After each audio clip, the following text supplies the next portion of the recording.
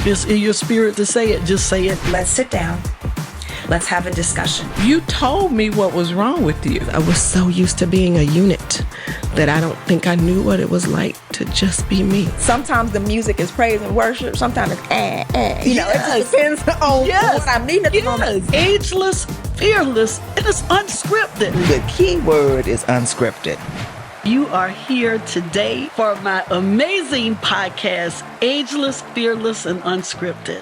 Hello, everybody. This is Dr. Cheryl Polote Williamson, and I am super excited to be here today for our taping of Ageless, Fearless, and Unscripted. And this is a day I know that I will remember because I have an amazing guest in the studio today with me. In fact, more than a guest. She is my sister, she is my friend, and she knows where the bones are buried. And I'm laughing right now because my emotions are high even as I say this. I know many of you who are just tuning in for the first time, you may be asking, what is Ageless, Fearless, and Unscripted? Ageless, Fearless, and Unscripted is a safe place for you to come to feel seen, heard, valued, loved, and hugged on right through the screen. So I want to let you know today that I know I'm going to get a lot of hugs because I'm here with my sister, Miss Sara Madsen Miller. I am so excited to be here. First of all, I'm so proud of you. I'm so proud of you for being ageless, fearless, and unscripted. You're unapologetically who you are. It shows through everything that you do. I just can remember the first time you did a vision board session that I was there. And I think that was the first one, right? Yes. Yeah. And like I'd never been to a vision board session before in my entire life. And you had one. I don't even know where you got the idea to do it, but you did. And man, I just remember walking up. I'm not going to say, but what I gave you, look at what God has done to manifest that. And then here we are today doing a podcast, girl. What? And together. Together. Thank you. Thank you for having me be a part of this. I'm just blessed and honored to be here. Sara, that goes without saying. I had to have you here. And I want to say this for the whole world to hear. What you wrote on my board and gave to me was not on my vision board. Mm. You gave me a cutout that said global speaker. Mm. And you said, put this on your vision board. And when I spoke to you about it a while ago, you said, Cheryl, I didn't even remember that. And it didn't bother me. And you know why? Because I knew that God had placed that on your heart for me in that moment because you saw something in me that I didn't see in myself. Amen. And it's been on my board. And I appreciate you being here today because when I think about a woman who has transitioned from corporate to entrepreneurship, you are the epitome of a woman who is doing it and doing it and doing it well. Come on. You know, we had our rap session before we even started. So I want to go ahead and jump in. And if you could share with everybody how you started this journey from corporate to entrepreneurship. And I want to make sure that in that discussion that we talk about the amazing company that you own and operate with your amazing spouse. Yes, to God be the glory. First of all, like how it started, I mean, I'm gonna take it back to college days just for a hot second. No, let's do it. Just because I had siblings that were graduating 4 and 5 years before me, and they couldn't get jobs. And so I was in the business school. When I stepped into college, into Drake, I added journalism towards the second half of and had to jam it out and do 21 hours every semester, every summer in order to graduate with 2 separate different degrees from 2 separate tracks on time. Didn't have any more money to do more college, so it had to be done, right? And came out with debt, etc., as many of the young people are doing these days. But that kind of really shaped me, and my whole goal was to have 4 or 5 offers on the table upon graduation because my siblings had such difficulty. And one of those opportunities, I had Principal Financial Group and Target and Management and the Des Moines Register because my degrees were in business and journalism. And so I took Pfizer. Pfizer was the opportunity. It was let us together, but Yes. it was the opportunity that was the best for me at the time.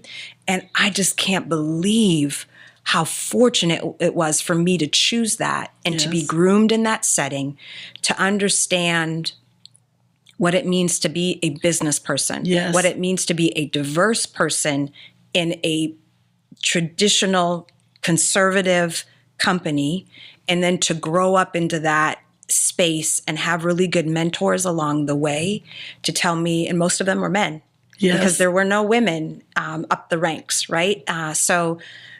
Or not many, let me say not many women up the ranks, and definitely not many diverse women up the ranks. So really, it was a great place for me to be groomed, to understand business philosophy, salesmanship, presentation, branding, all of those things that go into being a strong person in the corporate setting. Yes.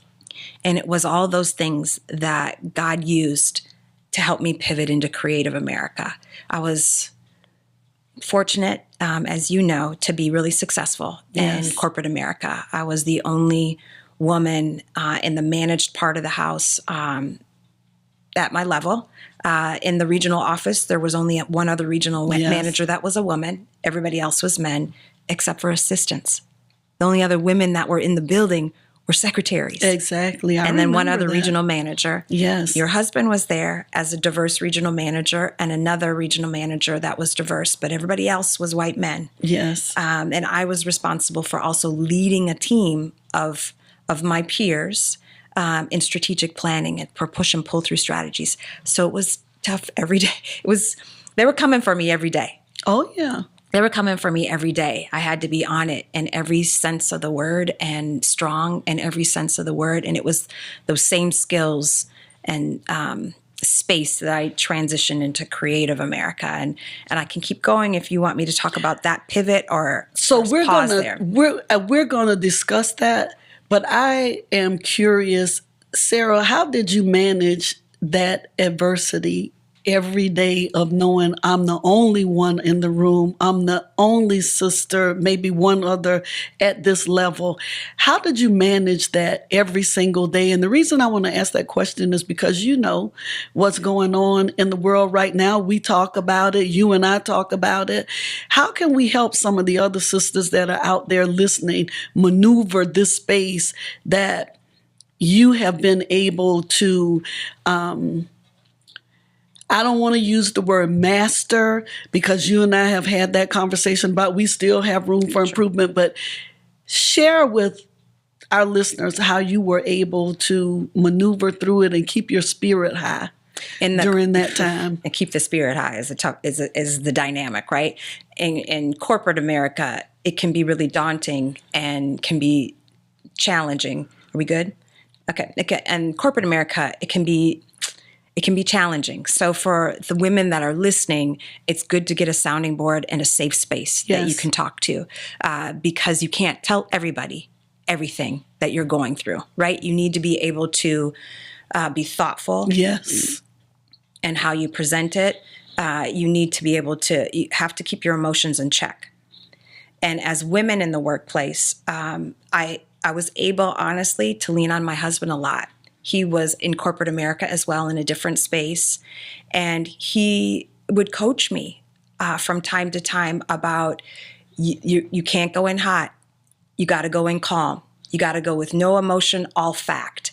And then you got to have a safe space in the building that you can go to if you do need to show emotion. Right? That you can go show emotion to another friend or whomever in the building that you can trust. So I think those were the saving graces for me, is that I had a safe space in the building.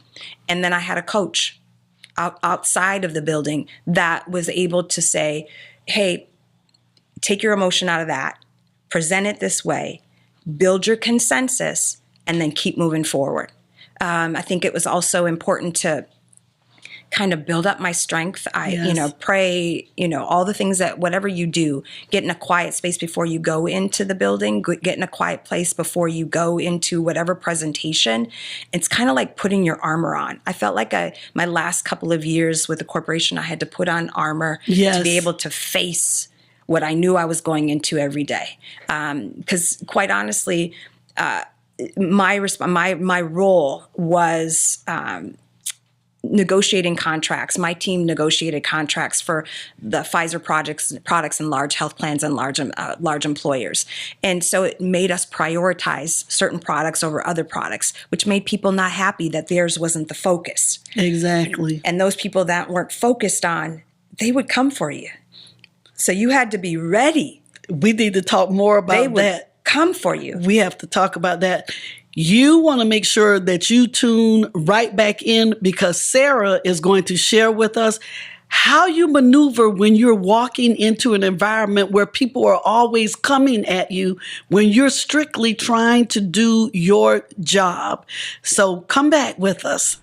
What are affirmations? What are the power of affirmations? The Lord gave me 365 positive thoughts and actions to start my day every day.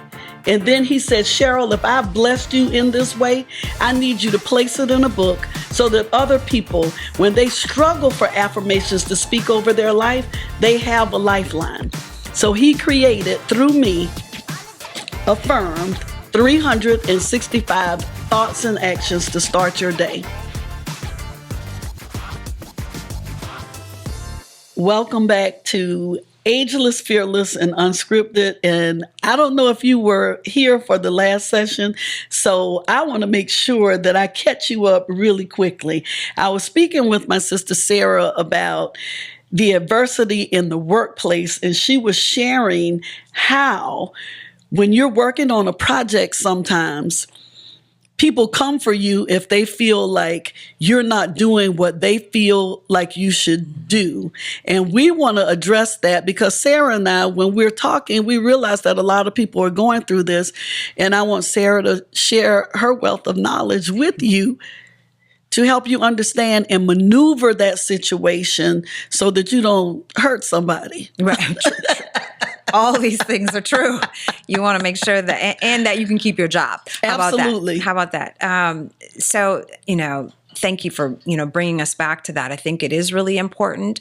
Like I said, first thing you need to do is have a safe space in the environment. Number two, get your facts together. Make sure that you are doing your job. You're dotting your I's, crossing your T's, because when people are coming for you, you want to make sure that you can arm your advocates, arm your managers with the truth about you are doing your job. This is how you are prioritizing. Yes. It might not be that person's space, but this is how you are doing what has been assigned to you.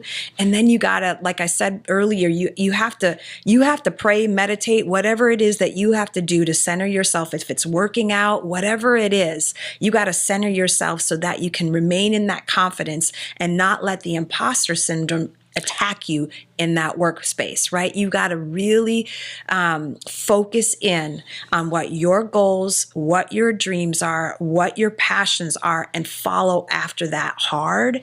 And kind of, it's almost like you have to affirm yourself. I'm just going to pick up the book because it's a fact. You have to be able to affirm yourself throughout the day. Yes. And know that you know what you're doing and you know what you're talking about. A lot of times as women, especially in the workplace when there's a lot of majority men, at least it was that way for me at Pfizer, it was majority. You have to, stand up straight. Be confident in your convictions about that you know. Most of the time, more, better than them about what's going down. So true. And just remain strong in that. And then line up your advocates. It's very important that you don't just rest on that one moment, that throughout the day, throughout the month, you have lunches, coffees, meet and greets, walk and talks set up with different people. Yes. So that you can continue to nurture your network in the corporate setting. A network is very key. And the network is not just your immediate team or who you're leading. It's who outside of that space, within the organization, all levels of the organization, that you are letting know who you are, how you flow, how smart you are, intelligent you are, how strong you are, confident you are, how ready you are for the next level. But it's your job to network outside of your sphere, outside of your upline, to make sure other people know who you are. That's your responsibility, and you have to network. It's the same thing that I brought into creative America. It's one of the skill sets that I learned in corporate America that I've transitioned into creative America. And I think that that's so critical. Two things stuck out to me that you said. It's about your network and making sure that you utilize the information that you gained in corporate America, that helped you transition into entrepreneurship. Explain that. Yeah, I did a hard pivot. Pfizer did a huge reorganization. My team went to the East Coast. I had at that time many headhunters because, like I had shared before, my story is not unique, but it is my story. I was the only diverse woman at that level in Pfizer at that time in that division. And so I was very fortunate to have 4 or 5 different headhunters calling me for jobs across the country. And I had to get quiet. In fact, I would submit to you that people call it a sabbatical now. I was probably depressed for a couple months because my whole identity had been built over a decade in an organization. I had never not made quota. I had never not been on trips, but the team went to the East Coast and I was still here in Dallas, right? So I needed to center myself, figure out what I wanted to do next. It was a lot of prayer for me. 1820 Productions had already been in existence, and I had what was called the golden handcuffs. Have you ever heard that term? Oh, yes, but explain it for our listeners that do not know what that is. I had golden handcuffs on, which is you're comfortable. You're getting bonus. You're getting paid real well. You got incredible benefits. Yes. And you're just you're getting promoted every couple of years, but you're kind of stuck in that space because the handcuffs are beautifully gold. Oh, yes, they are. And when the organization happened and I had to shift, I had to, again, figure out who I am. My whole identity and brand was over here. My family had never been entrepreneurs. My family were workers. 3M, my mom was a nurse. I mean, we workers, right? Workers in an organization grow up and get promoted, right? But never entrepreneurship. So it was very scary for me when my husband, Corey, said, I think this is the time for you to come into this business. 1820 Productions. I as a part owner of it. I've been kind of a producer dabbling on the sides, but never. And I was like, yeah, one day I'm gonna do it. One day I'm gonna do it. And until my hand was forced, like, okay, are you gonna do headhunters? Are you gonna ride in this family business? It wasn't until, honestly, I came out of the kind of depressed state. I remember we talked about this, Sarah. That's what makes us in the space right now so special to me, because we've been through the ups, the downs, the highs, the lows, the extremely lows. And we've always been candid about, girl, I'm so depressed, but we didn't stay in that place. And we knew that we had to make a decision. And I love the fact that you can, as an amazing business owner, sit here and tell people, yes, you go through a depression, you go through imposter syndrome, but you still got to make a decision. You got to rise up. You got to right? rise. You have to rise up. You have to face. And what I look at, what I call it, or not what I call, every day I face down fear, but I make a decision. I choose every day to face it down. Yes. And we are a successful, blessed company, fortunate company, but still every day I face down fear because it's not been in my nature to be an entrepreneur, right? When the pivot happened and we got, the first couple of months, I moved us into new office space. I got us a new accountant, started, strengthened the business plan, and I still had not made a definitive decision. And it wasn't until a few months later that I just felt like God was like, no, this is it. Yes. And if you follow this, I will bless it. Mm-hmm. And so I was like, you ain't talking to me.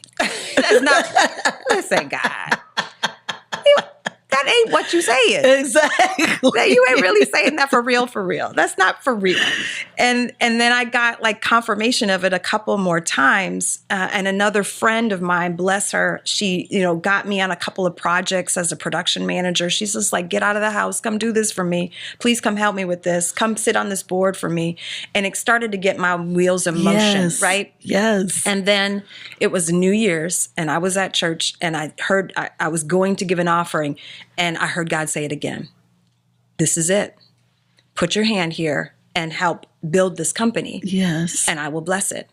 And so I was like, dang you. Okay, I'm about to do this. Okay, I'm about to do this. And I did not know what I was doing. But Cheryl, to the point that you made earlier, I took the skills that I had the foundation that I got in corporate America. And I was like, okay, I'm going to ride through this pivot. Yes. Took those skill sets and transitioned it into creative America, which is what I call it. And it's getting up every day. Yes, it is. Getting up with intention to just do something every day. Getting dressed. Putting on your armor. This is a part of, I don't leave without looking good because this is the brand. And I had to rebuild the brand of Sara Madsen Miller, because remember, I had it in the corporate space, but nobody knows me out here. I had to rebuild the brand of Sara Madsen Miller at the same time I'm building the brand of 1820 Productions. Yes. Not that they're not together, they are, but they're separate also, right? Yes. And so I had to go about the business of, at the same time of figuring out who I am in this new space, using the foundation that I had got in corporate America, fortunately, and then just every day getting up with intention, like, okay, I can do this. If I make one phone call, job well done. No one pats you on the back in entrepreneurship. You're not Sarah, going on no trips. Please say that again. Please repeat that, what you just said.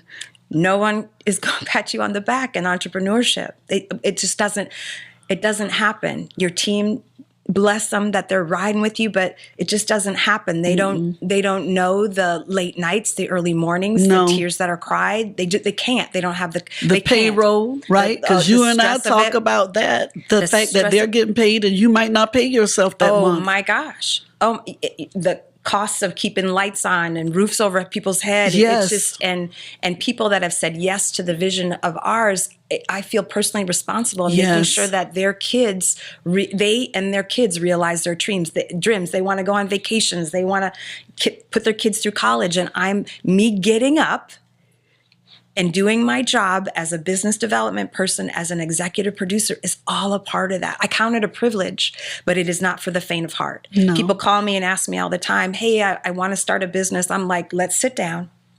Let's have a discussion, because entrepreneurship is not for the faint of heart. You truly have to face down fear, and you have to know that when the days get tough, that you are willing to get up. Yes. And do the work, because no one's patting you on the back. In Pfizer, man, I got trips. I got bonuses. I got all the love and the attaboys and all that kind of stuff. Over here, no one's doing it. So you got to be able to do it for yourself also, right? You have to be able to not only support your team, but go, job well done. We got that job. Ugh. Absolutely. Yes, that's awesome. Hooray. But then you got to look for the next day, right? You got to keep pushing for the next day. For me, the very next day. So, Sarah, you have shared powerful information that I know is going to change a lot of people. But guess what, guys? We have to take a little break. And when we come back, Sarah's going to tell you the tips that you need in order to make that transition from your corporate job to entrepreneurship. And we're super excited to get that information because of what you just heard from her in this segment. We'll be right back.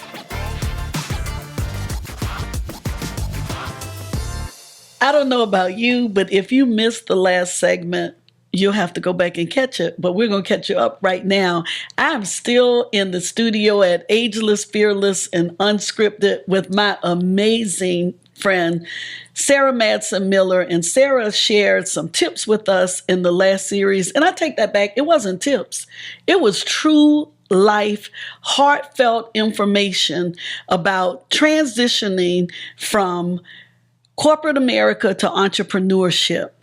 In this segment, I want Sara to tell us more about 1820 Productions, because I am a person that wants to see my sister always win. So in order to do that, you need to know more about my sister's company. And then Sara will share with you her tips and tools on your transition from corporate America to entrepreneurship. Yeah. So Sara, I really want them to hear more about 1820 Productions And I want you to brag about it. And the reason that I'm saying that to you is because I know you very well. And you always pat everybody else on the back. You're always cheering for everybody else. And I don't want to leave this segment of Ageless, Fearless, and Unscripted without people knowing how ageless, fearless, and unscripted you have been in helping you and your husband, Corey, my friend, also build 1820 Productions. But tell them more about 1820 Productions because it's dynamic. Thank you. Thank you. We've worked really hard to every day do great work, right? Absolutely. 1820 Productions is a 3-time Emmy award-winning production company based in Dallas, but we work all over the world, and we get the pleasure and the privilege to help brands, strong brands, tell their story really with emotion, power, and truth in branded visual content. That's what we do. We story tell from 6 seconds all the way up to a couple of hours. We've done great documentaries, a lot of commercials, and a lot of marketing, branded content, digital content for companies. Strong brands, many of which you would know. We want to know. I want to know. From MasterCard to Toyota to Frito-Lay and everything in between. From networks like BET and HGTV and TV One with large ad agencies like TRG and Edelman. We just have had an incredible privilege of working with a lot of great brands, a lot of strong companies, and winning over hundreds of awards for companies, like from gold Addies, which are very hard to get, to Emmys. So, and everything in between. Blessed, really very fortunate. We tell stories for a living. That's what we do. And Sarah, you do a dynamic job. Thank you. And that's why I really wanted you to share everything you just said, because I said you don't like, and it's not even bragging, it's truth. And this is the time for us to celebrate, pat you on the back because of how you show up every day to make our brands look great. If it's okay with you, I would love for you to share with some of the listeners who are right now on the fence about, should I stay in my corporate job or should I move into entrepreneurship? What would be 3 walkaways that you would want to leave with someone listening to our conversation right now to help them become or remain ageless, fearless, and unscripted in their walk from corporate America to entrepreneurship? Oh, good question. As I mentioned earlier in an earlier segment, it's not for the faint of heart, but I do think it is possible for everybody that wants it, that has purpose and passion towards it. It's possible. If you're still in corporate America, I'm going to start with that.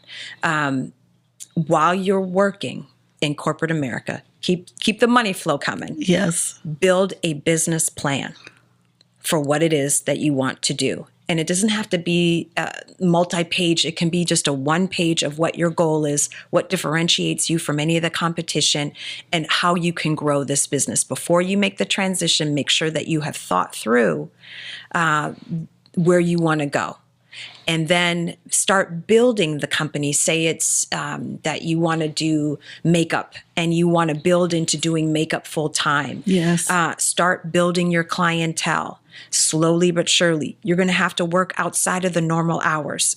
If you're still in corporate America, you might have to work weekends, or after 5 o'clock, you might have to pull both jobs until you've made enough money to fully transition yourself over to entrepreneurship.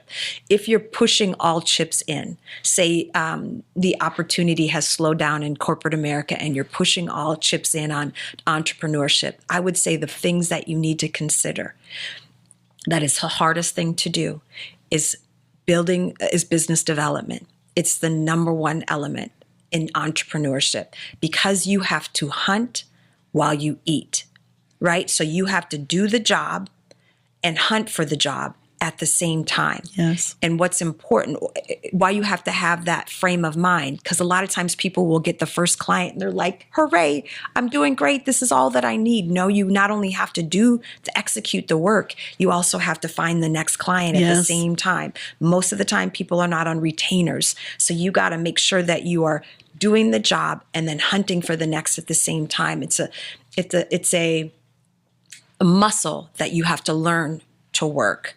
And I would say another really important element about it. If you can still do it while you're in corporate America, great. And if you've pushed all chips in on entrepreneurship, you have to get out of your way for networking. Yes. Networking is a critical piece. You have to go to all the lunches, go to coffee. You have to be consistently following up with people. Once you've met somebody at a networking event, what's your plan to follow up with them 3 months from now, 6 months from now, 8 months from now, etc. You got to have a plan to continue to keep building your network. And for me, like even how I introduce myself, yes, 1820 Productions is a blessing. It's a great company. We've done incredible work. But at the end of the day, I'm a connector. Yes, you are, Sarah. I count it a privilege to connect brands to their audience. But I also, and my purpose in life is to connect people to one another, right? And how I do that is by building, when I meet somebody, it's not normally for me. I fully believe that if I'm meeting somebody, there's somebody else that I'm going to meet that God is going to connect them to in my brain. I'm going to be like, oh, you need to meet this person, yes, or you need to meet this person. And by having a spirit of giving, yes, in the network, so it's not just networking for you, it's networking for anybody that you come in. And I feel like in the spirit of giving to other people that way, I know it's going to come back and bless 1820 because I lead and live with a hand open. Wow. I lead and live with the hand open. Like whatever God puts in it, it's not for me. All the lessons and the things that I've learned in corporate America and creative America, yes, I get the benefit of it right now, but it's not for me. It's for the young person that's coming after me. It's for whoever's listening to the podcast that needs to be encouraged. Networking is key. If you are concerned about how to network, call me. I'll tell you how to do it in the setting. Yes. How to do it online. Because there's a component of both, right? If you're not on LinkedIn, if you don't have a profile on LinkedIn, you're missing it. You need to have a profile on LinkedIn, and you need to every single day, even if it's only 10 minutes a day, you need to be looking at, identify people that are in your sphere of where you want to go or what you're doing currently, and respond or reply on what they're posting and just say, great job. Oh, that's great work or whatever. That's all a part of networking. It's building your network. It's understanding what's happening in the sphere. Same thing in face-to-face.